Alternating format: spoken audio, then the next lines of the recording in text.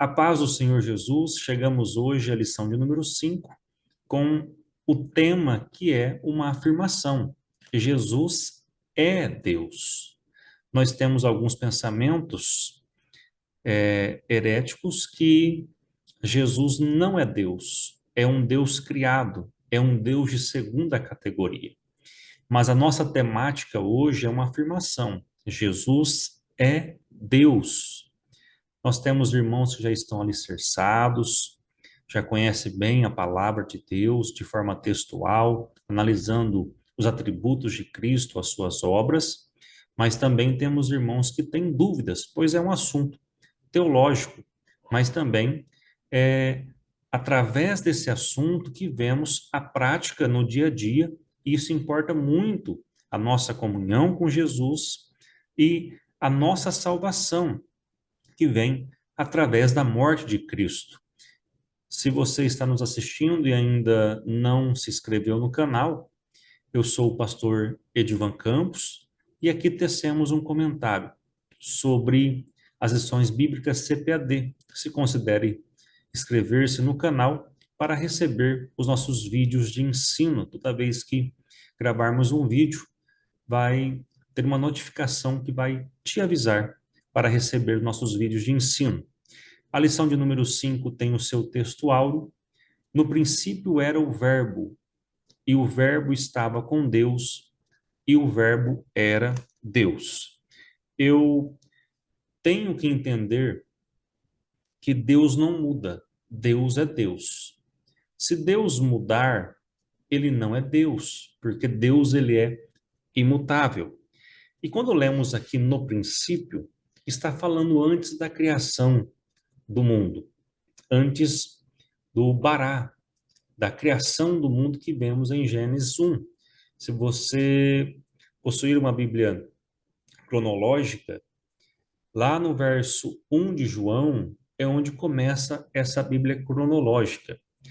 Então, o Verbo está falando diante de todas as coisas, de um tempo que nada existia. E quem era o Verbo? O Verbo era Jesus, como João apresenta. E dentro disso nós vamos trabalhar a lição, porque se Jesus é o Verbo, ele é Deus. Então, se Deus é imutável, quando foi que Jesus deixou de ser Deus? Eu vou explicar essa palavra era, porque alguns confundem isso. Diz que ele era Deus até a sua encarnação. Eu vou entrar em um versículo chave um pouco mais à frente sobre esse assunto que vai ser trabalhado isso na lição.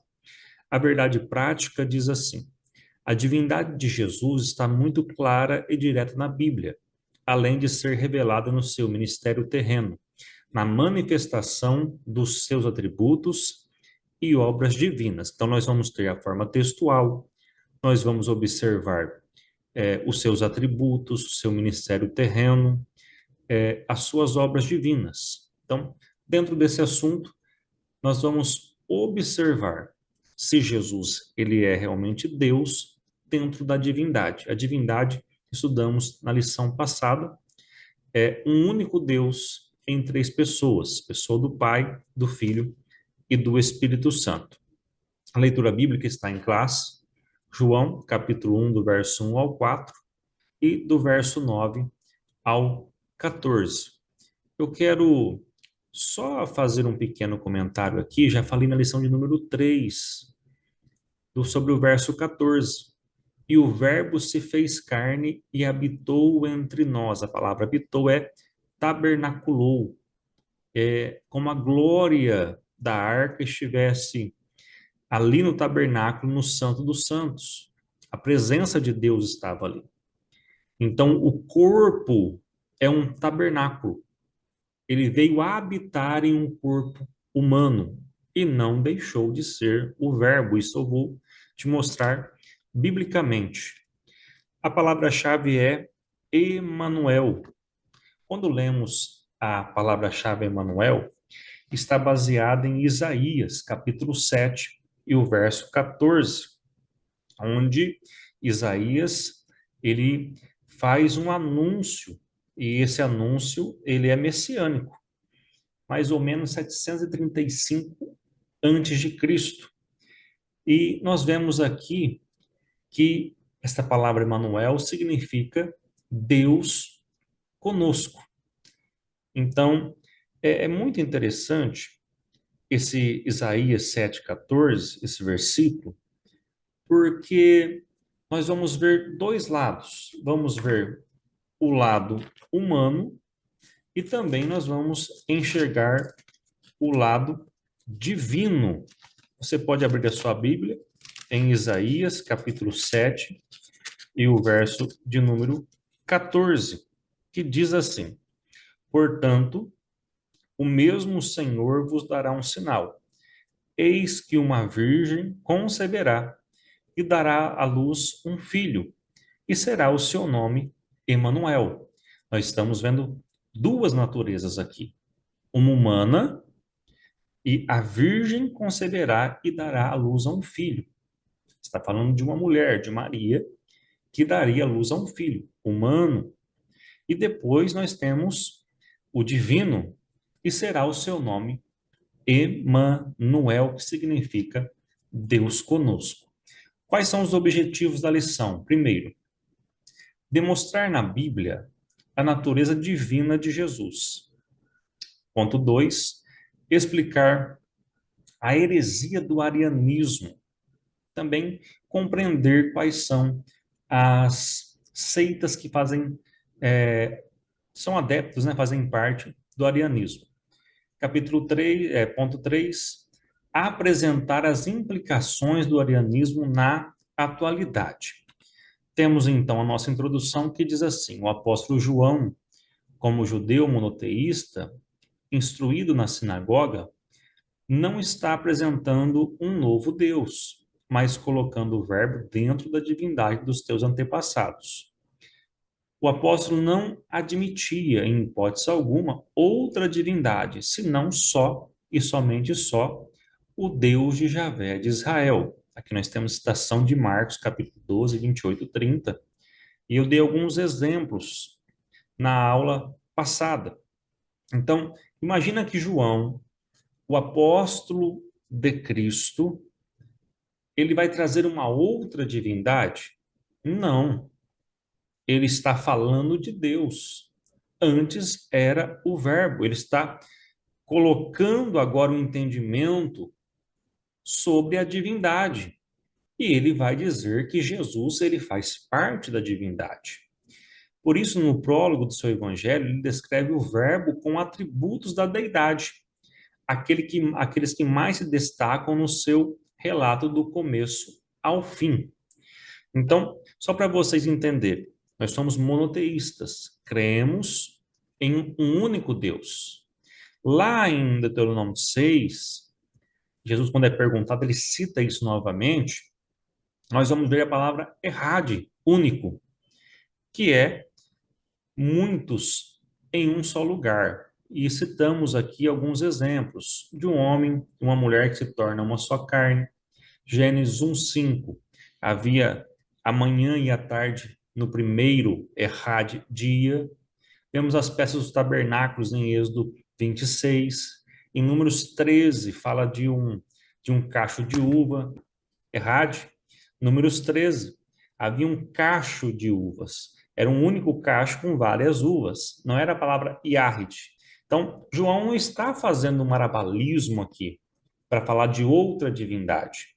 Ele está falando de Deus. Ele está falando agora da pessoa do Filho. Ele é o defensor do Jesus divino. Dentre a comparação dos evangelhos sinóticos, há umas porcentagens ali de mais 50% para cada um deles. Mas o evangelho de João, ele tem somente 8% dos outros evangelhos, porque João, ele está defendendo Jesus como o Filho de Deus, Jesus divino. E João, ele está no final do primeiro século, onde nasce essas raízes, onde nasce essas falácias que Jesus não era Deus. E João vai defender isso. E essa aula é muito importante para nós que professamos a fé que Jesus é Deus. Capítulo 1, a doutrina bíblica da divindade de Jesus. Então, agora nós vamos ver de forma textual que Jesus é Deus. O Novo Testamento é direto quanto à natureza divina de Jesus. João 1:1. E o Verbo era Deus. Ou seja, quando Deus deixa de ser Deus? Ao que Tomé lhe respondeu: Senhor meu e Deus meu. João 20:28. Tomé é um discípulo. E aqui a palavra Kyrios e Theos. Então, a palavra Kyrios, ela foi traduzida pela Septuaginta de Senhor. E aqui nós temos Cristo sendo chamado por Tomé de Deus. Aqui nós temos Filipenses 2:6, mesmo existindo na forma morfi, no grego, considerando a sua essência de Deus. Não considerou a ser igual a Deus, ele se esvaziou. Por que está acontecendo isso? Ele desce do céu agora em forma de homem, mas não deixa de ser Deus. Se você contextualizar, Paulo está dizendo acerca da humildade em considerar o outro superior a si mesmo. E as pessoas não deixariam as suas habilidades, a sua sabedoria de lado, não. E no mesmo caso, ele está apresentando Cristo. E Cristo, ele não considera-se ser igual a Deus. Ele vai descer como homem e ele vai aprender a ser servo. Mas se você continuar lendo, a gente já resolve isso. Porque vai dizer que toda língua vai ter que confessar que Jesus Cristo é o Senhor. Então, não tem como fazer um marabalismo aqui para dizer que ele deixou de ser Deus, porque Deus não deixa de ser Deus. Aqui nós temos Colossenses 2:2 para conhecimento do mistério de Deus, que é Cristo. Tito 2:13 e a manifestação da glória do nosso grande Deus e Salvador Jesus Cristo, aos que conosco obtiveram fé, igualmente preciosa na justiça do nosso Deus e Salvador Jesus Cristo. Antes de ler 1 João 5:20, eu quero que você entenda que João, o apóstolo, ele considera Cristo como Deus. Nós temos Tomé, o apóstolo, que considera Cristo como Deus. Nós temos Paulo, por diversas vezes, considerando Cristo como Deus. Também temos Pedro, considerando Cristo como Deus. Então, nós temos aqui autores canônicos e não canônicos, que é o Tomé, que crê que Jesus é Deus. E em 1 João 5:20 diz assim: E nós estamos naquele que é o verdadeiro, em seu Filho Jesus Cristo, este é o verdadeiro Deus e a vida eterna. Olha o que João está dizendo, que ele é o verdadeiro Deus. Então, Cristo, ele é Deus. E aqui nós temos vários textos, de forma textual, a defesa da nossa fé que Jesus é Deus. No capítulo 1, no ponto 2, diz assim: seus atributos absolutos. Os atributos são perfeições próprias da essência de Deus. Os atributos absolutos ou incomunicáveis são exclusivos da divindade, como onipotência, eternidade, onisciência e onipresença. Nós temos atributos que são comunicáveis e incomunicáveis. Quais são os atributos comunicáveis, pastor? Nós temos o amor, bondade, benignidade, mansidão, justiça, enfim. Isso Deus, ele comunicou a nós. E nós temos esses atributos também como homem. Agora, nós não temos os atributos de Deus. Nós não temos poder sobre todas as coisas, nós não somos eternos, nós não sabemos todas as coisas e nós não estamos presentes em todos os lugares. Então, quando olhamos esses atributos, nós estamos aqui de forma textual e observando esses atributos, provando que Jesus é Deus. Vamos lá. A onipotência significa ter todo o poder, ser todo poderoso. Jesus é onipotente. Eu não vou ler todos os textos, que tem bastante textos, mas Mateus 28:18, Apocalipse 1:8, Efésios 1:21, ele está acima de todas as potestades. Apocalipse 1:8, ele é o todo-poderoso. Então, se ele é o todo-poderoso, não é um pouco poderoso. Ele é o Deus todo-poderoso. Depois nós temos que ele é eterno. Isaías 9:6. E aqui em Isaías 9:6, nós vamos ver também a sua humanidade e a sua deidade. Porque um menino nos nasceu, um filho se nos deu. Está falando aqui do seu corpo humano. E o principado está sobre os seus ombros. O seu nome será Maravilhoso Conselheiro, Deus Forte, Pai da Eternidade, Príncipe da Paz. Ele é Pai da eternidade, ele é eterno. Ele não é o Pai dentre as três pessoas, como alguns confundem. Ele é o Pai da eternidade, ok? Ele é o Filho dentro da divindade. Então, ele é onipotente, ele é eterno. Miqueias 5:2, Deus vai dizer que vai sair de Belém, vai dizer, e tu, Belém, Efrata, abre-te, porque de mim te sairá um que é desde a eternidade. E temos Hebreus 13:8. Jesus Cristo é o mesmo ontem, hoje e eternamente. Então, quando Deus deixa de ser Deus? Se ele foi criado, opa, tem alguma coisa errada. Porque se ele é o mesmo ontem, hoje, eternamente, João vai dizer que ele era o verbo ontem, então ele estava com Deus ontem. Ora, então João vai dizer que o verbo estava com Deus e o verbo era Deus. Então, quando ele deixou de ser Deus, ele sempre foi o mesmo.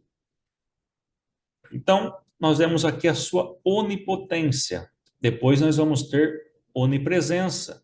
É o poder de estar em todos os lugares ao mesmo tempo. Jesus, ele é onipresente. Aqui nós estamos com dois textos, que um é bem clássico, que eis que estou convosco todos os dias, até a consumação dos séculos.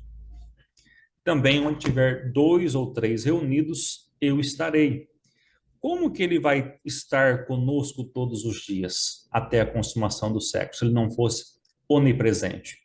Imagina que você vai fazer um congresso aí, e nesse congresso você teria que agendar Jesus para estar aí, mas nesse dia já agendou na mesma data um congresso em outro lugar e não vai poder estar. Não, ele é onipresente. Depois nós temos a onisciência. Ele sabe de todas as coisas. São muitos textos que o nosso autor deixou, mas em especial aqui Mateus 17:27, está falando sobre o tributo. Jesus falando com Pedro, ele fala: pega o anzol, joga no mar. Olha isso. E quando você pegar esse peixe, dentro dele vai ter um stater. Um stater valia 4 dracmas. E o imposto era 2 dracmas por pessoa. Por isso que ele fala: paga o seu e o meu. Paga lá as 2 dracmas de cada um, que valia um stater. Então, como Jesus sabia que Pedro ia jogar um anzol, ia pegar um peixe com a quantidade, o valor certo para pagar aquele tributo. Aí nós temos vários textos aqui que o nosso autor deixa. Queria passar um de cada um, mas não vai dar tempo. A mulher samaritana, por exemplo, como é citado aqui, que ele sabia quantos maridos aquela mulher teve, ou seja, ele é onisciente. E aqui são atributos de Deus. eternidade, onipotência, onipresença e onisciência. Se ele não fosse Deus, ele não teria esses atributos. Vamos continuar? Capítulo 2. A heresia que nega a divindade de Jesus. Ponto 1, arianismo. Os primeiros a negar a divindade de Jesus foram os ebionitas, seguidos pelos monarquianistas dinâmicos. Mas a heresia principal que abalou os fundamentos da igreja foi o arianismo. O termo arianismo vem de Ario, o expoente dessa doutrina em Alexandria a partir do ano 318. Nós temos três momentos aqui: os ebionitas, os monarquianistas dinâmicos e o arianismo. Os ebionitas, eles estão no final do primeiro século. João ainda está vivo, um dos maiores defensores que Jesus é Deus. E esse assunto, ele é tratado no finalzinho do primeiro século sobre os ebionitas, e eles eram cristãos judeus. Olha o problema que isso trouxe lá da nossa segunda aula, que nós somos cristãos. Eles ainda queriam que os irmãos se circuncidassem, fizessem a dieta dos judeus, guardassem o sábado. E um dos pontos que eles tratavam aqui é que Jesus, no batismo, foi adotado por Deus. Olha que heresia.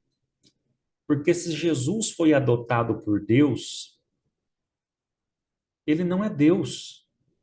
Então, nós temos eles considerando que Jesus foi somente um profeta e um mestre humano. Depois, no segundo século, nós temos monarquianistas dinâmicos. Eles vão dizer que Jesus era um homem normal, mas lá no batismo ele recebe o poder de Deus, algo divino ali. Eles não creem em três pessoas, eles creem somente em um Deus com uma única pessoa. Eles não fazem distinção entre as três pessoas. Então eles creem que Jesus foi criado por Deus. E também tem alguns que dizem que Jesus é a palavra. E sendo a palavra, Deus somente criou um personagem fictício pela obra da sua boca. Então temos um problema aqui. E agora, o orianismo, ele vem de um bispo de Alexandria e ele está no terceiro século, mas ele ferveu mais no quarto século, que é o arianismo. E o que o arianismo dizia? O arianismo negava a divindade de Cristo e o considerava como um Deus de segunda categoria. E temos muitos escritos, alguns escritores muito conhecidos sobre a subordinação do filho. Eu estava olhando alguns e nós temos que tomar um cuidado. Um Deus de segunda categoria não era o Deus verdadeiro. Já vimos os textos. Ario rejeitava a eternidade do Verbo, embora defendesse sua existência antes da encarnação. Recusava que fosse ele eterno com o Pai, insistindo na tese de que o Verbo foi criado como primeira criatura de Deus. A palavra de ordem arianista era: houve um tempo que o Verbo não existia. E aqui nós temos um problema na divindade. Porque se nós temos Deus que não muda, em um momento Jesus foi criado como filho, ora, então Deus mudou, porque ele passou a ser pai. Já pensou nisso?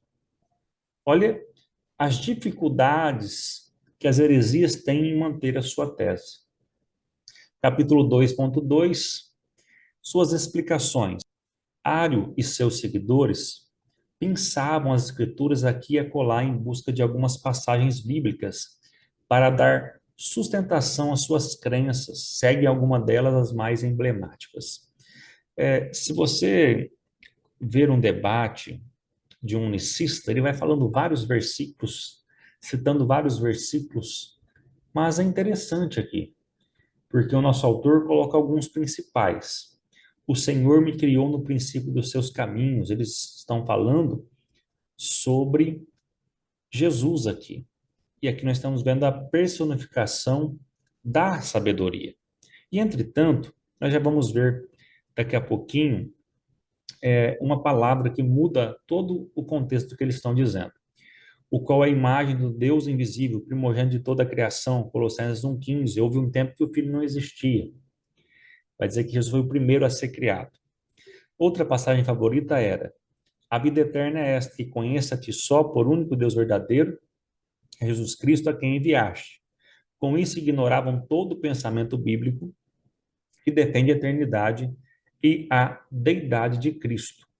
Só que João 17,3 está dizendo que conheça-te só por único e verdadeiro Deus, por único Deus verdadeiro, e é Jesus Cristo a quem enviaste. Mas se você ler João, capítulo 17, e o versículo de número 21, vai dizer assim: para que todos sejam um, como tu, ó Pai, o és em mim, e eu em ti, que também eles sejam um em nós, para que o mundo creia que tu me enviaste.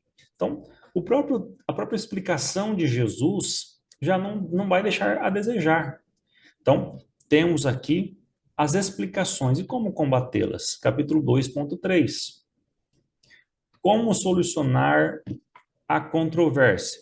Aqui nós temos Provérbios 8,22, e o verbo hebraico nessa passagem é caná, obter, adquirir, criar. Mas o sentido de criar para trazer a existência do algo do nada é o verbo bará.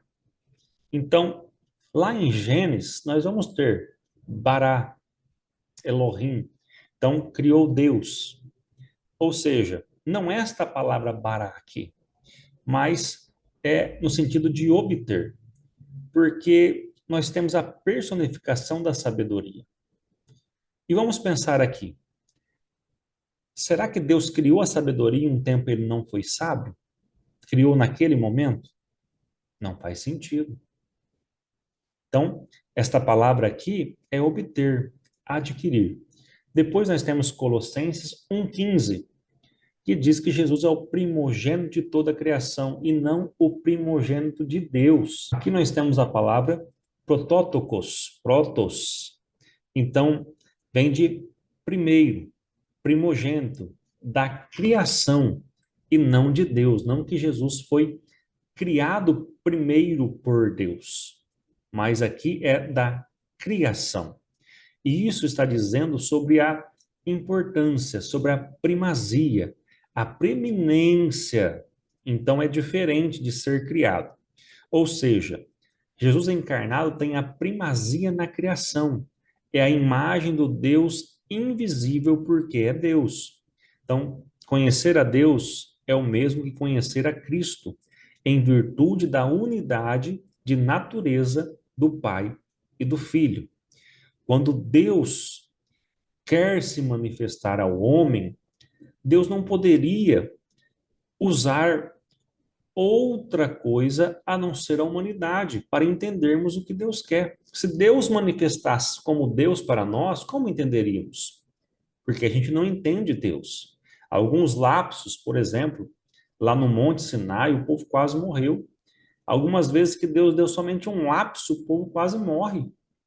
Então, aqui nós vamos ver Deus se comunicando com os homens, enviando o seu filho, que também é Deus. Capítulo 3, implicações do arianismo na atualidade. Ponto 1, a tradução do Novo Mundo.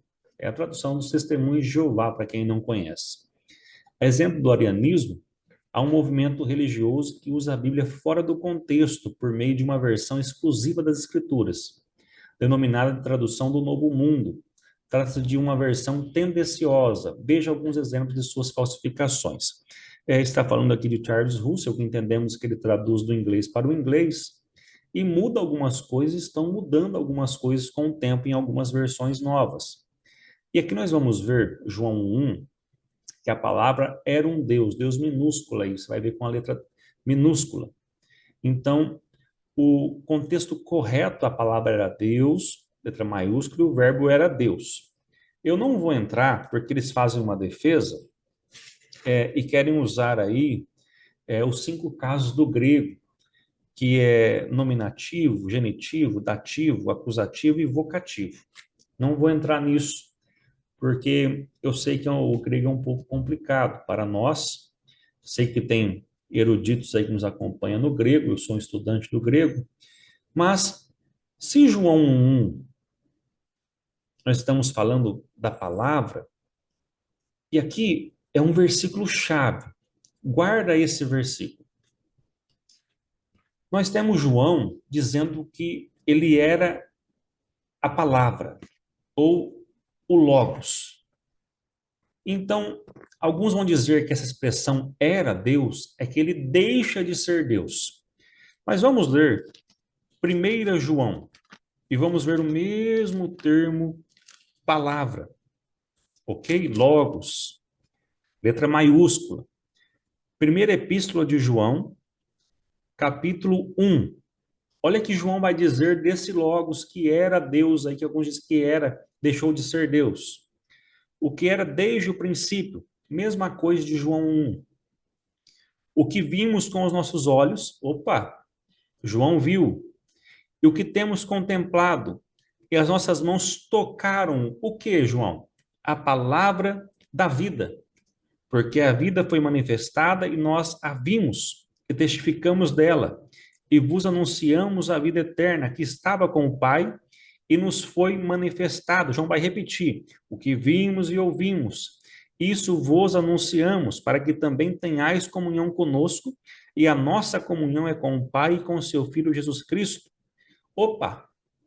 Então João está dizendo que o verbo lá do princípio, ele foi tocado e eles viram, escutaram. Por quê? Porque eles estavam com a palavra da vida, o logos, o verbo. Então João está dizendo lá em João, no seu capítulo de número 1, explicando a deidade de Cristo, principalmente no finalzinho desse século onde estão nascendo os ebionitas, com esse pensamento, e ele já escreve para combater. Opa, peraí, a palavra da vida foi manifestada. A gente tocou, a gente escutou. E João escreve aqui a mesma coisa. A palavra era Deus, o verbo estava com eles, eles ouviram e tocaram. Então, qual é o malabarismo agora? Se o próprio João escreve o capítulo 1 do Evangelho de Jesus escrito por ele, ele também agora dá um checkmate, né? O que a gente usa aqui no xadrez. Ele dá um checkmate, agora dizendo que eles tocaram, que eles ouviram. A palavra da vida é a mesma palavra citada de João 1. O texto sagrado declara: grande Deus e nosso Senhor Jesus Cristo. Tito 2,13, 2 Pedro 1,1. Tanto Paulo como Pedro declara que Jesus é o grande Deus e o Senhor Jesus Cristo, mas eles vão mudar. Eles vão dizer do grande Deus e do nosso Salvador, Jesus Cristo. Então nós temos um do aí. Eles vão mudar um pouquinho. Eles vão tirar que Jesus Cristo é Deus. Eles mudaram o texto sagrado. E isso é uma complicação muito grande. Quando você tem que tirar algo do original, do texto grego, para dar apoio a uma heresia. Porque se o texto no original está dizendo uma coisa, não se pode tirar para sustentar uma heresia. E aqui é um perigo muito grande. Vamos lá.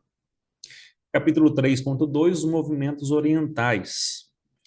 Nenhum deles reconhece a divindade de Jesus. E para os panteístas, monistas, não existe trindade em Jesus.